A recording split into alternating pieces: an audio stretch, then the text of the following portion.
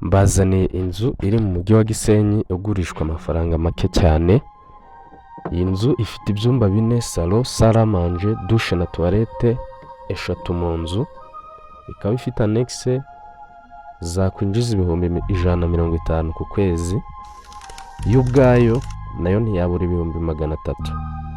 Muri make hano ntihajya hejuru ya 500 ku kwezi, ariko hakoze neza biruse hano byajya hejuru, ntihajya munsi y'ibihumbi 400. murabyumva neza.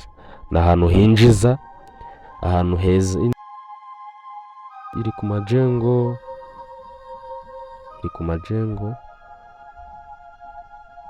hafi neza n'akagari. Muri make wageze ku kagari bahita duhamagara cyangwa ukaduhamagara tukajyana tukakwereka iyi nzu kugira ngo bigende neza cyane.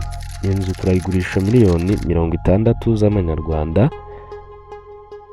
Mukaduhamagara kuri 078 300 875. muze mu ba mbere, ngwino mu ba mbere batagutwara iyi nzu kuko iri ku giciro gito cyane mu mujyi wa Gisenyi.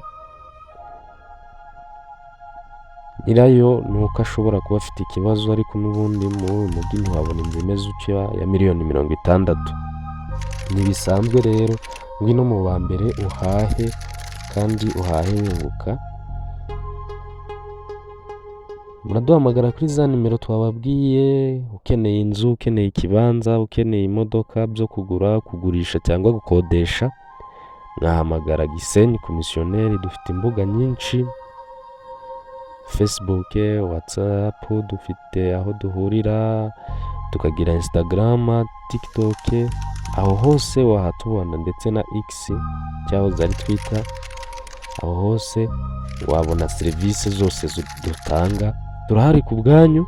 Ngaho ngwino uhahe mu ba mbere iyi nyubako kandi uhahe wunguka.